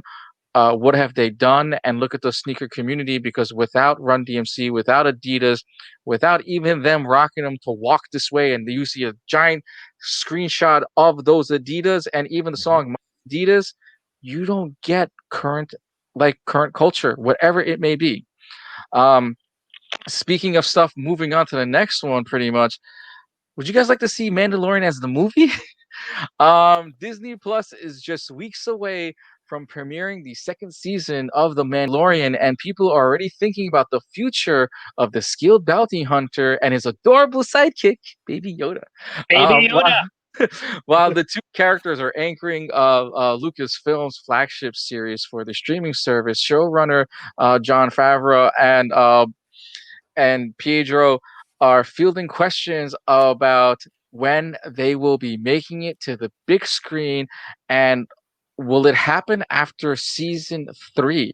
Guys, would you like to see this on the big screen, or are you guys happy with the whole Disney Plus franchise and what's been going on? Les. I absolutely would not want to see that on the big screen. You know what? To see that on the big screen to me would kind of like sully that series. And it Ooh. would make it seem like it's, that they're out for money. I love it, and I said it before. I love the fact that it is an homage to the old cliffhanger movies that we used to watch when we were younger, where we can't wait till the next episode. We want to see what our hero does as he rides off into the sunset, or for that matter, while the baby is in the basket riding off into the sunset with the Mandalorian himself. No, please, please do not make this to a big movie. We love it the way it is. The content is just perfect the way it is, and I just think that putting it in a big movie is just gonna, eh, Yeah, it'll just ruin no, it. it just would definitely ruin it. Mayhem. Oh, so what I would tell you, what I would tell you is, it's too soon. It's Too too soon. soon. If they can find a way to make it work, we are already engrossed in it. And I hear you, Leslie. I'm going to come to that just now. We're already too engrossed in how the formula works. That said, the way the show is made as of right now, it works as a series and not as a movie. And if it goes to a movie, I would suggest it be a tie-in or a reference or maybe a cameo of sorts. I don't think it's strong enough right now to be as a movie. You still need to build the universe. We talked about this maybe about 30 minutes ago. We need to build the universe first. And I get it. I see you, Leslie. It would corrupt it. It would corrupt what we have right now. And I'm I saying agree. no. I agree. But I also think that there's a possibility it can work. There's a small, very small possibility. If that small possibility is there, it is too soon. This only works as a series. I would love to see Baby Yoda explode a little bit more. I would love it, but I think it only works as a series. I don't think it works as a movie as of now. Right. Bergy, your thoughts if they do a Mandalorian movie, or should they even? No, don't touch it. And the only reason I think they would even do it is that leads me to believe that the guy that's playing Mando, the Mandalorian, he might be upset with the contract or something. Maybe is looking for more money, and then they're sitting and going, well, maybe we can make a movie of it. Why would you want to make a movie? You're killing it right now as a series. Disney sales are going to go up exponentially in about a week and a half. And those sales are going to go for another 2 months because of this TV series. So if you're going to put it on the big screen, yeah, it's a big shot, but now it's a bigger budget, bigger, stuff. You got to get different story writers, different things like that. I just don't think it's going to work. If you're going to give me a Mandalorian or a bounty hunter, I want Boba Fett. Give me Boba Fett as a standalone movie. Maybe it's a reference to Mandalorian in it. So there's a lot of stuff they could do. I just don't think making this on the big screen is the right way to go. Maybe you do a 2-hour movie that's like a ending of it at the end of the series, and that's his send off. That would be fine, but make it a Disney Plus one like they want to do. That would be fine with me. But making it for the big one, no. And I think it's a ploy to maybe keep the main actor in to keep him interested, because maybe he's thinking, I'm getting too big for my bridges here. I want to go elsewhere. I can make more money. Well, So it's the fans that want it. The fans are asking Favreau and Pascal, if yeah, they were they're going to doing a make it, movie. the fans are doing it. But look, at the end of the day, it all comes down to Disney making that final push as well too. Look, I agree with all of you. This as a series works. Mhm. If they're gonna do a movie, make it as if like the movie, just like Star Trek, it gets into like one of their series and there's that big fight and we have to get the big fight on the big screen. That I can see. But when you don't have that big fight scene that you want to get into, I don't see a point to it when this is just a modern story and this adventure is what we've been attached to. When you have this journeyman, this literally is a journeyman story. If you go beyond the journeyman story, you're kind of gonna kill the character in a way. And if you're gonna kill him, maybe you should put him in a movie. The death of the Mandalorian ends on the big screen. Oh, See, now you made sad Leslie. Yeah. Like Sad the Child. It's Sad Leslie. Yeah. Yeah, No, you I see, don't yeah. see that. I don't want to see that on the big screen. No. Well, that's probably what you might see because if this goes any more longer, remember, the Mandalorian is a journeyman. He has to finish what he was starting to do, and he's got to get the child to his people. Well, that's how we end it. He gets the child Right? to people without dying. You sure about that? I mean, if you want to give me something on the big screen based off the Mandalorian, give me how Giancarlo Esposito's character got the black saber. Yeah. Give me that. Seriously, Give me figure that on part big out. screen. Like, Give give me me that. Because then all of a sudden at the TIE fighter, he's cutting out a thing, and I watched that black lightsaber and I freaked. I was like, oh my God, he's got the How black does he saber get it? sword. Yeah, like I want to Shout know. out to him, to Giancarlo Right. Esposito, for being the hardest working man in Hollywood right now, because he is on two major shows right now, Right. and just ended another one. The dude is Oh. always working. And by the way, he's going to be in a video game next year, Far Cry 6. He's the main villain antagonist in that game. If you haven't seen the trailer for it, go watch the trailer. The trailer is hot. So Well, good. Speaking of new projects that Warner Brothers has in mind, Michael B. Jordan is to produce a DC project. Warner Brothers has been very busy during these times, so busy that they shocked us with something that you have been waiting for a very long time. Yes, Michael B. Jordan is set to produce, wait for it, Static Shock. This seems that this seems that has to shock me as well too. But while Marvel is miles ahead of the diversity train, DC is planning their little catch up.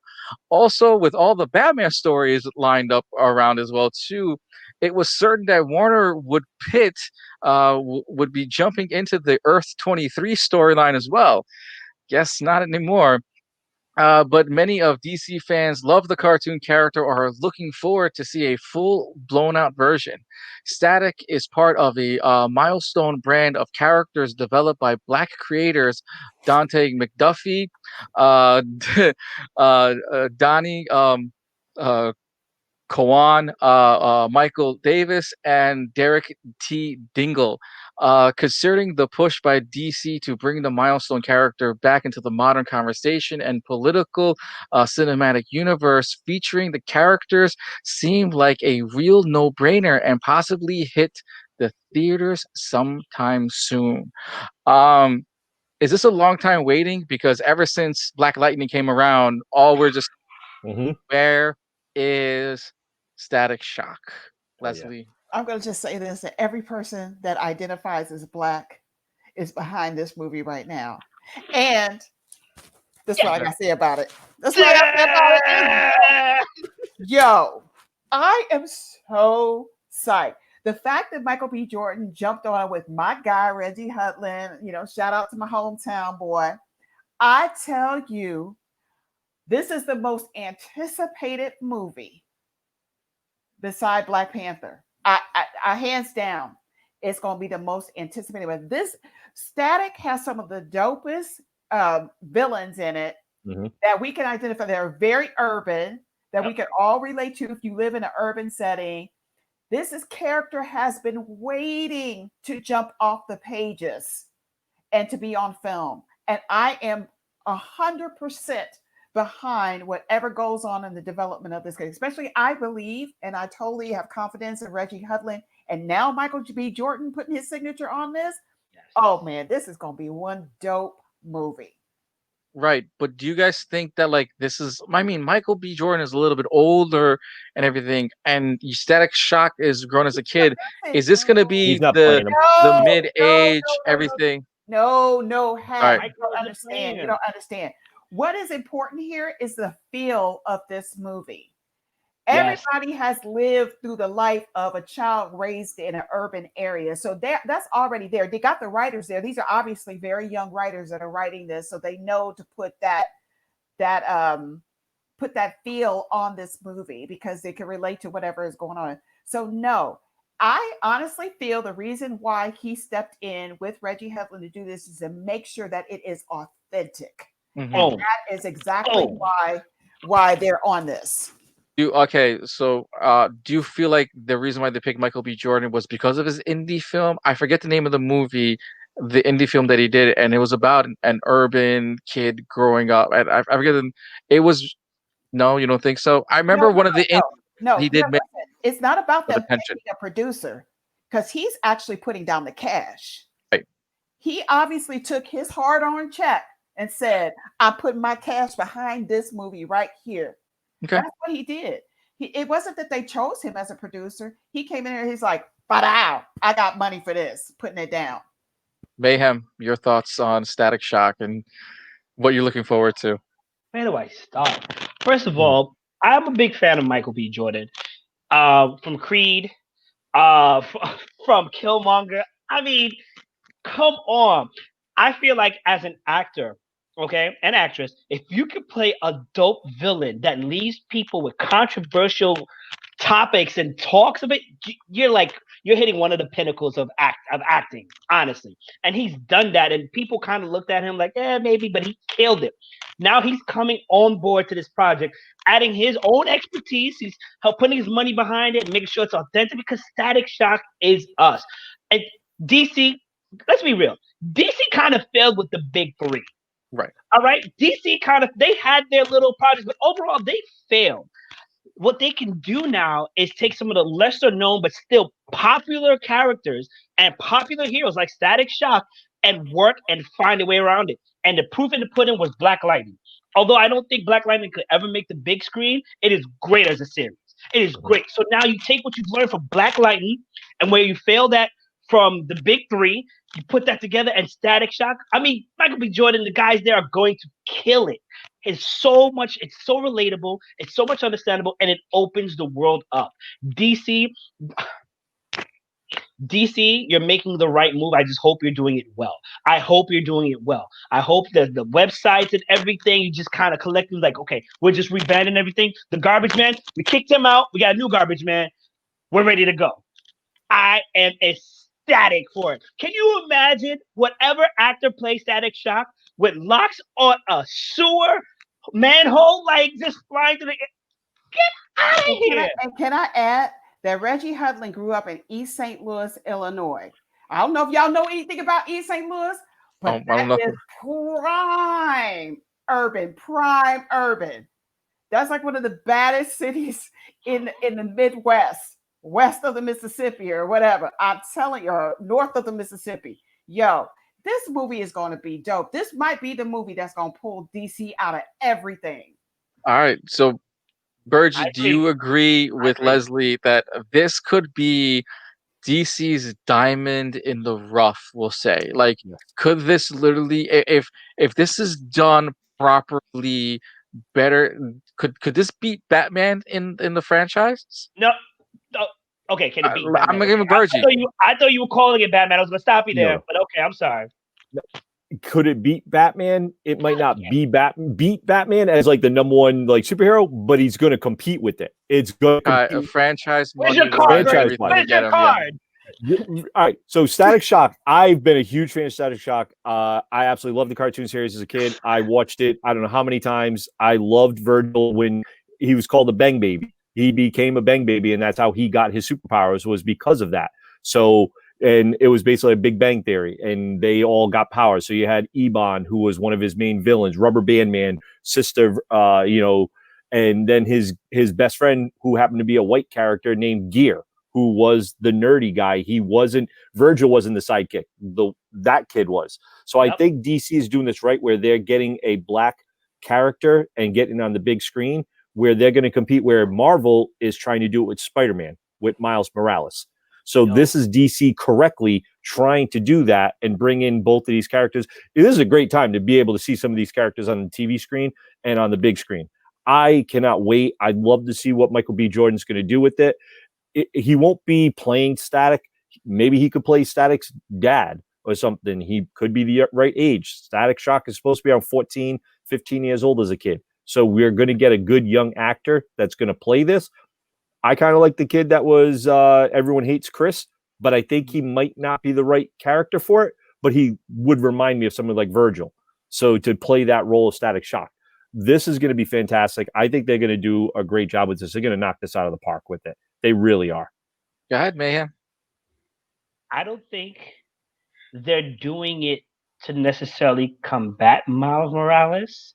Is that they've seen? Somebody said, "Have you seen the support? Have you seen the profits of Black Panther and the Right. projected profits for Black Panther 2? Right. Now Marvel's also picking up Miles Morales, right? With Right. Sony, whatever. So it's just like we need a foothold into this. Yes. And then the fact that they get somebody, Michael B. Jordan, added on to that. Yep. You have Killmonger, who's no longer needed in the Marvel I universe, don't think to just jump in. No, I don't think you I understand. suspect that he decided to put his money behind it because he also is a fan. Right. That's Yeah. this is serious. This is, trust me, this is like the brothers got together. The homies like, look, we got to do this right.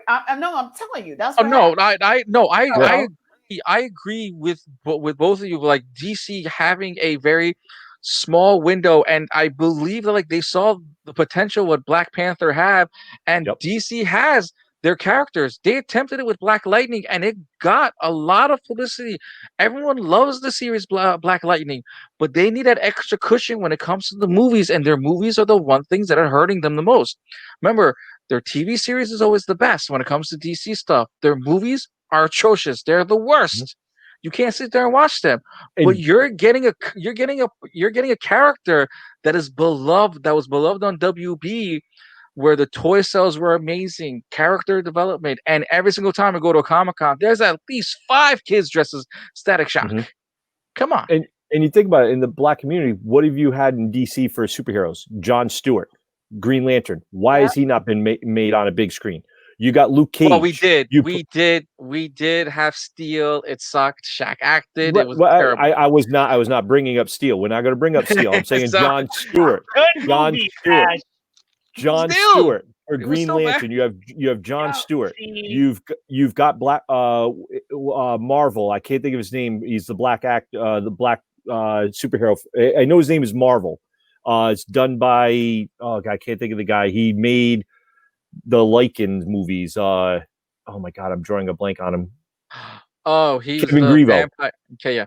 Kevin Grievo, he created a character. It's a Marvel, but he's in DC, and he's a black scientist, but he is like more intelligent, everything like that. Think basically like Batman, but with Superman power, and he's a black character. I can't remember his name. Blue Marvel. Thank you, Blue Marvel. Thank you. Like that's a character that they're talking about being made into a movie. That could be something. Y'all don't understand how much support. And Bergy, I'm gonna let you talk because I definitely want to hear you finish. How much support people of color will go to this movie on the strength that the main character is black, a superhero, and if I'm gonna be a little petty, He's his from the guy, his little sidekick is white. Oh yeah. I'm Seriously. sorry. You just see the role when it comes to reverse. that kind of stuff, we are loyal to that kind of stuff because we have not seen that on film. You will watch it 3 times. The reason why Black Panther was a huge success the way it was is because we had never seen anything like that. It was groundbreaking. So yes, we will support it. Yes. We've seen it at least twice before we got the DVD. I know I did. Right. No, I saw it in the movie theater 3 times. So I would definitely go see Static Shock a few times in the movie theater. But these are characters that they need to develop, and they know they've got something here. You've backed by, as Leslie said, a bunch of brothers all sat around and said, we got to get this going. We got to make this movie. If DC's not going to jump on board and give me something with John Stewart, Blue Marvel, Luke Cage on the big screen. Well, John Stewart will finally get eventually down the line, especially with the Green Lantern Corps in the HBO Max TV series. Correct. Right. Not a big screen. Why is he not part of the Justice League? He was a main form of it. Should have been part of it. So they're not doing it.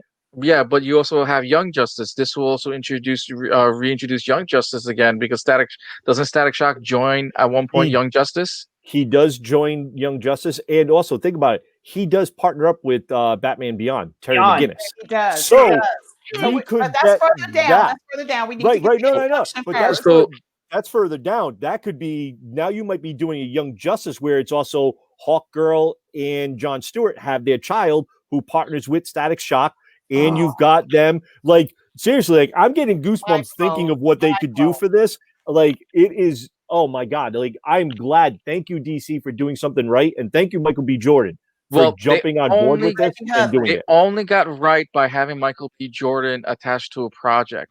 Only time will tell how the story goes because we've seen DC's track record. We're still waiting for. Wait. Before you go there, I have the utmost confidence in Reggie Hudlin. Okay. One thing that did you all ever see Boomerang with Eddie Murphy? Yes. Oh, hell yeah. Reggie Hudlin. Yes. The dude is dope. Trust me, he is not going to let this fail. He is not going to let this fail. Okay, but am I the only one that's going to say that was a movie of the 90s? No. When we're talking about Boomerang. He's still been doing stuff. Did you see his Black Panther series that was on that came on the cartoon? Yes. Come on, y'all. I'm a skeptic.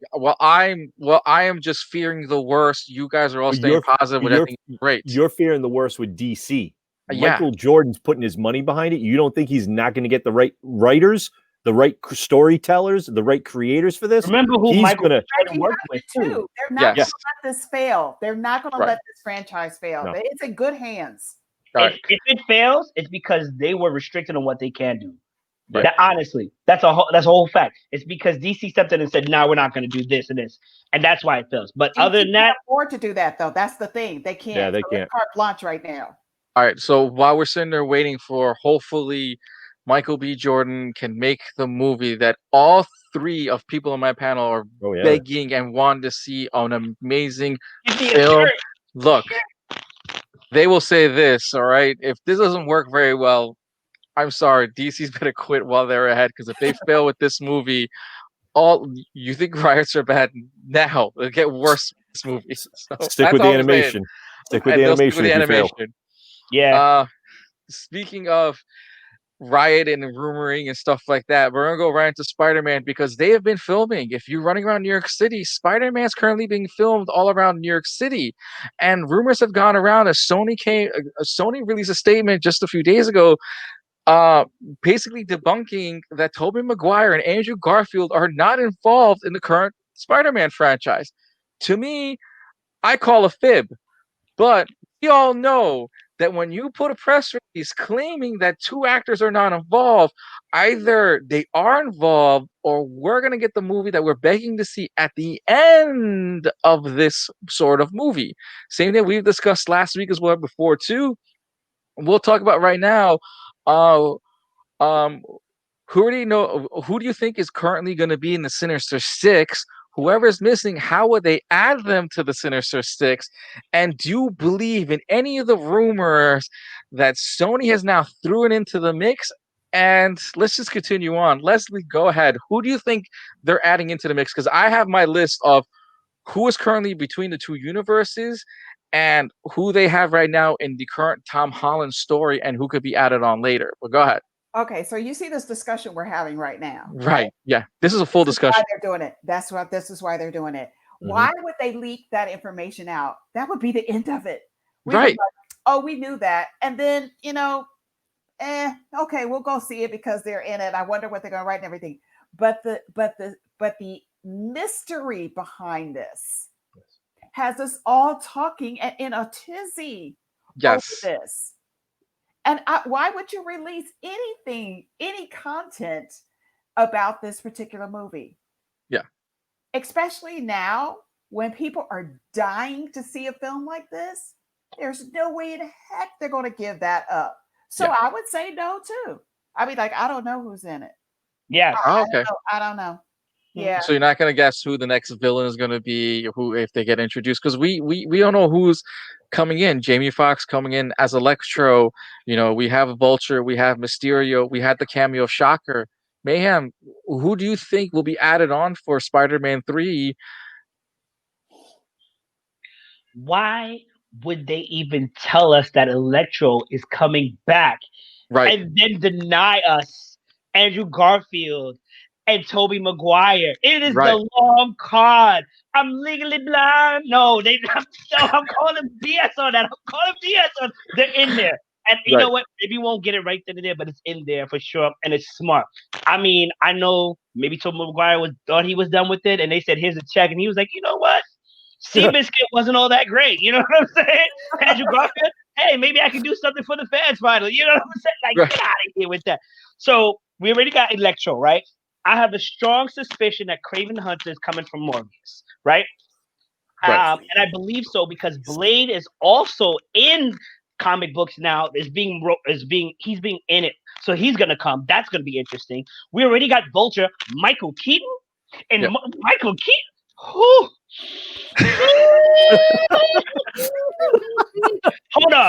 Hold on. Then I don't care what anybody says. Mysterio was probably the best next to Thanos, the best villain of that year. Because I did not expect Mysterio to go out like that. It was beautiful. But they get him back or somebody like him. There's speculation that he's not dead. We can get Sandman. We can get Dr. Octopus done Yeah. right. I'm sorry, the Spider-Man 2 wasn't my favorite movie. That's all we need.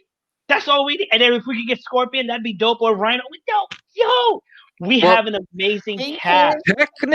Technically, there was a Rhino in Amazing Spider-Man 2. But You what? shut your mouth. You shut your mouth. On that one. He does not exist. Does not exist in I this mean, come universe. on, like, We need Doc Ock or somebody to form it, right? Yep. okay. Obviously, we need what's that? Vulture, Electro. We need Mysterio, Sandman, Rhino. and Craven the Hunter. We can switch Alright. whatever one, but I still think, forget Sandman. Let's bring the Rhino. We need a good Rhino. How about the And I think Lizard? that'd be I mean, appropriate look, for Tom Holland. we have Green Goblin and the Lizard from the Amazing Spider-Man series.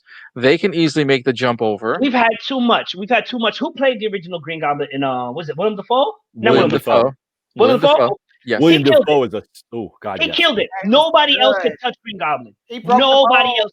So you don't Nobody. want Green. So you don't want Green Goblin in Spider-Man If 3. it's not Willem Dafoe, I don't want it. Well, William Dafoe's dead. How are you going to bring him back? Exactly. That's the point.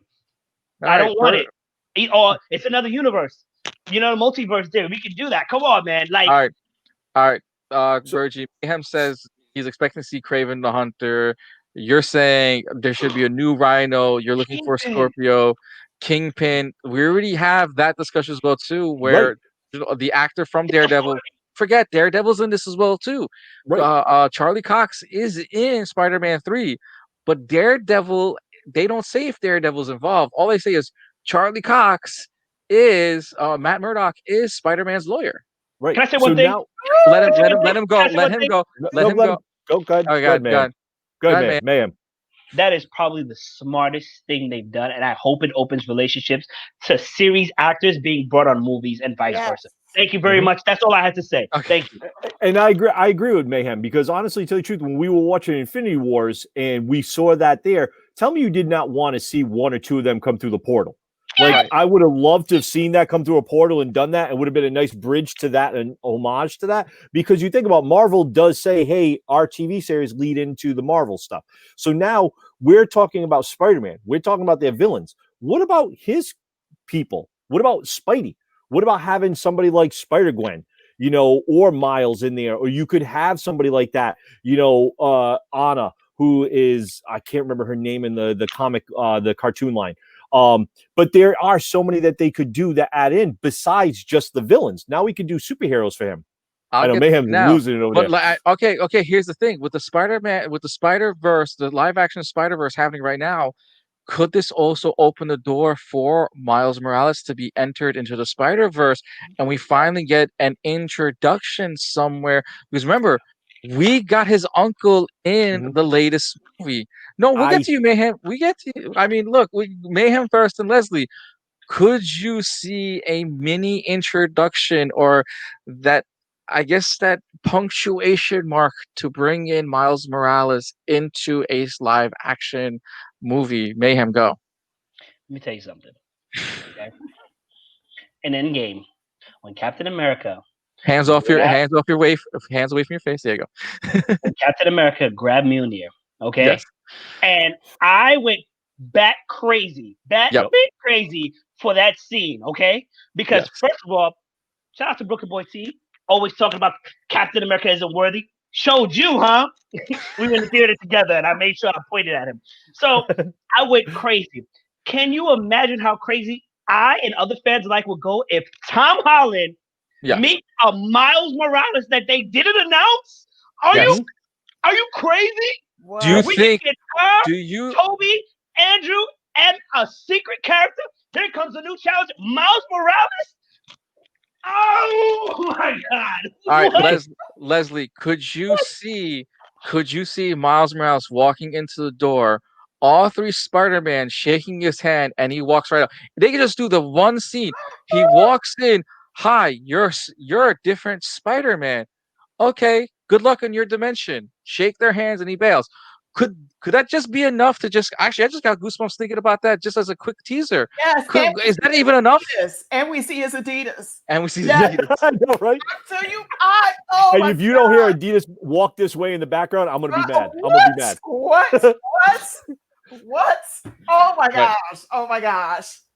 This is killing me. The anticipation of this is killing me. And I know that they know that we are all like geeking over this right now. Yes. You know, and this is such a wonderful feeling of elation that they're giving people just talking about the possibilities of what this happened. But if Miles Morales came into this Spider-Verse, Lord, I tell Or he you. just swung in the background. It could be any cameo whatsoever. He swings in the background. One of the Spider-Man shakes his hand, introduces him to the chaos that is Spider-Man and everything. Or Miles Morales comes in and asks a question. It could be just the most random question of all. Nikes or Adidas go with my outfit. If he meets him or- on the subway on the 7 or something, I or don't care. Oh my God. Oh, or Miles Morales sees Peter Parker and he starts crying. Then he gets confused of which is his Peter Parker from his dimension. And then that's another thing as well too, because if you don't know the storyline. Go ahead, Bergy. Let's start with you first. I think Miles Morales is going to be in this movie, and I think it's going to be. I don't think he's part of the movie itself. I think he's the cutscene at the end, and I think it's going to be one of those at the end where it's a cutscene where we're going to see that cutscene, and we're going to be like, "Oh, we're going to see something from Doctor Strange."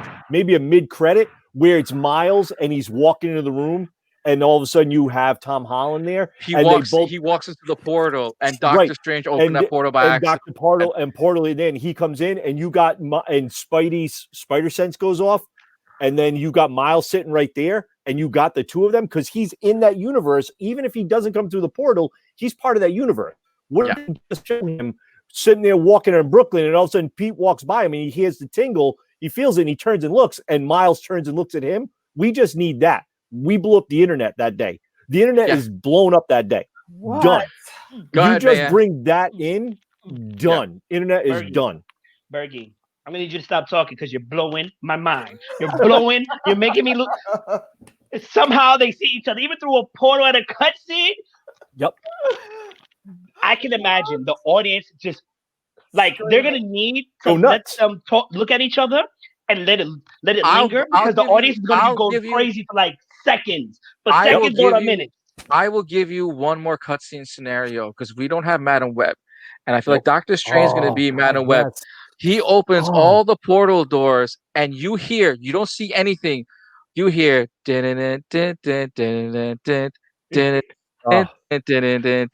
you hear that song in that background, and you Seriously, know if goosebumps. I didn't get Goosebumps. 3 goosebumps right now over that, and I just rewatched it on Netflix. If you don't hear that song playing somehow, and he opens up that window and he opens up, you see a version of Spider-Gwen, you see a version of that, and you see all the Spider-Verse. It's on my phone Spider-Verse right now. going on right now. And he's singing, and you hear Sunflower in the back, right? Right. If you don't hear that song in the background, I think Marvel Sony just opened up our version of Pandora's box that if we get one of these, look, we'll do prediction right now. Okay. Out of everything we said, somehow, because we've been right 95% of the time. Yes, we have. Yeah, we We have. have been correct 95% of the time. If this happens, we have opened our version of Pandora's box, and we are now the Simpsons. I agree with you. I think, me personally, I think it's a cutscene Peter Parker's walking down the street in Brooklyn, and that spider sense, and he's looking around, and then all of a sudden you see out of the corner of your eye, you just turn, you see Miles Morales turn and look at him. You get that like 1967 Spider-Man like doing this to each other, but they're just looking at each other, and that's all we need for the cutscene. You introduce that kid, done. And that was a teaser at the end of Into the Spider-Verse where there was 2 Spider-Mans at the end of that cutscene. Yep. So that could be a teaser that Sony's been doing for quite a while as well too. I mean, look, the possibilities are endless. Sinister 6, give us one more Toby, give us one more Andrew Garfield, whatever it may be, introduce them somehow, somewhere, shape, or form. If Miles Morales comes in, shakes his hand, and we just see a hand somewhere, we hear the music. We're all going. Let's just be honest. All going to lose it theater that night because why? We're all going to go home and think about the same exact thing. Where is the next Spider-Man storyline going to go to? Will it continue with Tom Holland or will it introduce Miles Morales? Yeah, man.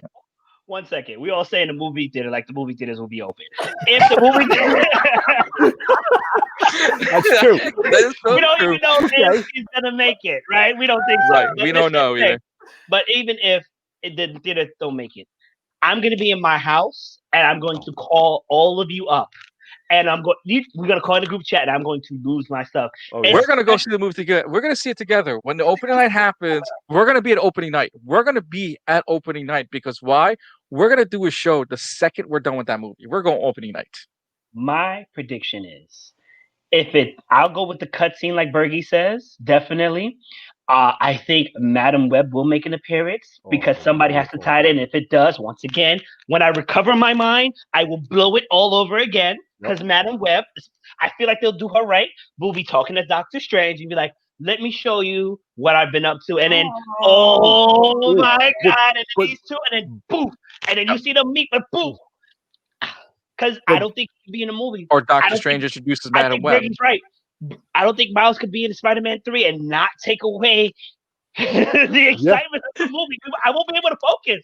But I won't be able to focus. I'll be like, when is he coming because back? remember, we're going on to go back to Bergy after this. We're going on Sony releasing a ton of no, this isn't happening, no, this isn't happening, no, this isn't happening, to the two of us going, something seems wrong because when someone does this, we know something is happening in the background. Leslie can say this attached to it as well too.